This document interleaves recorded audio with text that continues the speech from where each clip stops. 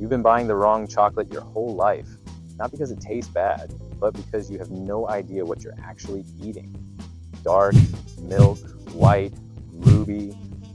There are over a dozen distinct types of chocolate, and most people couldn't tell you the difference between two of them.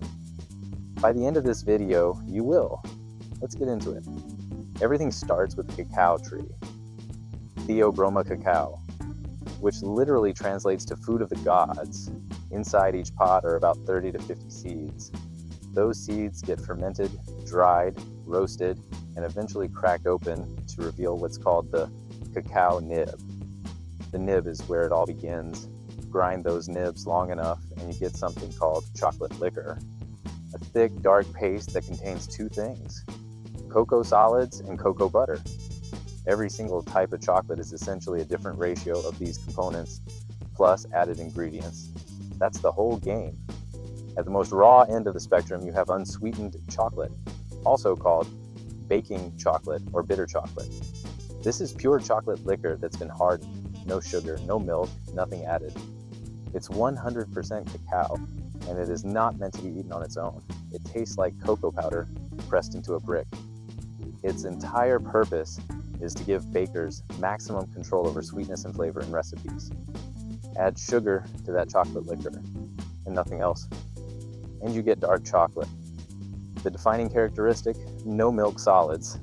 The rest is negotiable. Dark chocolate is typically defined as anything above 50% cacao content, though the range runs all the way from 50 to 100%. And here's where it gets interesting: 50 to 65%. This is what most people actually enjoy. Bittersweet, some sweetness, complex flavor, a little fruit. Think baking chips, 70 to 85%. The serious chocolate zone. Strong cocoa flavor, subtle bitterness, often with notes of dried fruit or tobacco. This is the health halo range you see at specialty stores. 90 to 100%. This is a flavor experience, not a snack. Extremely bitter. Almost zero sweetness. Some people love it. Most people don't. The quality of dark chocolate varies enormously based on the origin of the cacao bean. Single origin bars from Ecuador, Madagascar, or Peru each have distinct flavor profiles, much like wine regions. A 72% Ecuadorian bar and a 72% Guinean bar taste completely different. Add milk, specifically dried milk powder, plus extra sugar, and you get milk chocolate. It was invented in 1875 by Daniel Peter, a Swiss chocolatier, in collaboration with his neighbor Henri Nestlé, who had just developed condensed milk. That's right. The most popular form of chocolate on Earth is about 150 years old and came out of one Swiss neighborhood. Milk chocolate typically contains 10 to 50% cacao. The milk content mellows the bitterness and gives it that creamy, smooth texture and lighter brown color. It melts faster. It's sweeter. It's more forgiving. The downside, and this is why chocolate snobs turn their noses up, is that the added dairy and sugar can mask the nuance of the cacao. You're tasting fat and sugar as much as you're tasting chocolate. Here's the one that starts fights at dinner parties. White chocolate. Is it even chocolate? Technically, debatable. White chocolate contains cocoa butter, and so it does come from the cacao bean, but it has zero cocoa solids. No cocoa powder, no dark brown color, no chocolate flavor as we know it. What it does have is cocoa butter, sugar, and milk solids, which gives it a mild, vanilla-adjacent, creamy taste. The FDA definition requires at least 20% cocoa butter, 14% total milk solids, and no more than 55% sugar. So it's from chocolate, but doesn't taste like it. Think of it as the stem of the plant, rather than the fruit. In 2017, a Swiss-Belgian company called Barry Callebaut announced they'd developed an entirely new category of chocolate for the first time in 80 years, ruby chocolate. It's made from a specific type of unroasted cacao bean that, through a particular processing method, produces a naturally pink-red color and a distinctly fruity, berry-like flavor. No added colors, no artificial flavors. It's real, it's patented, and it's genuinely different. Kit Kat and other brands have used it, The flavor profile sits somewhere between white and dark, creamy, slightly acidic, with a strawberry yogurt thing happening. You've probably seen the word couverture on fancy chocolate or pastry shop menus. This isn't a flavor type, it's a quality classification. Couverture chocolate contains a higher percentage of cocoa butter than standard chocolate, at least 31% by definition.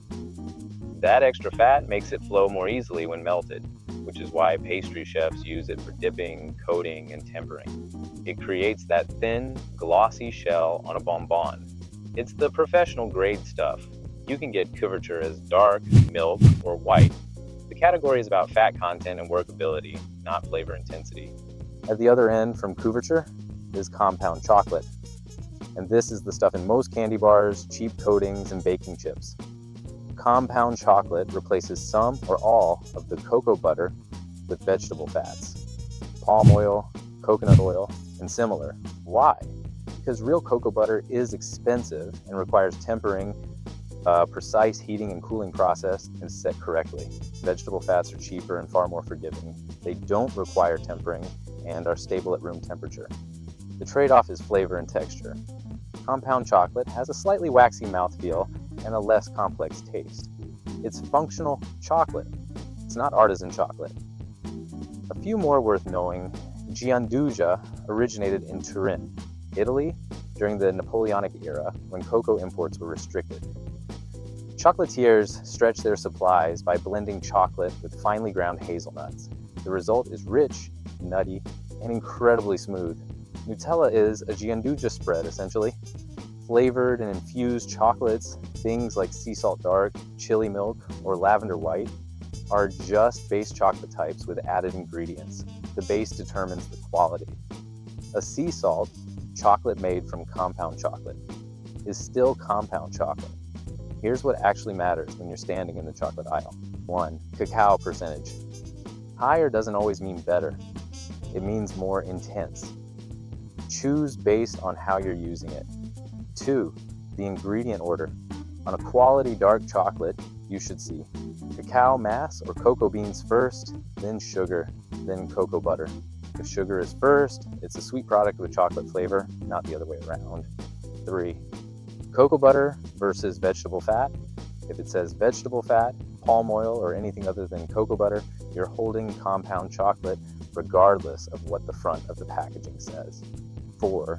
Single origin versus blend. Single origin means the cacao comes from one region or even one farm, more distinct flavor.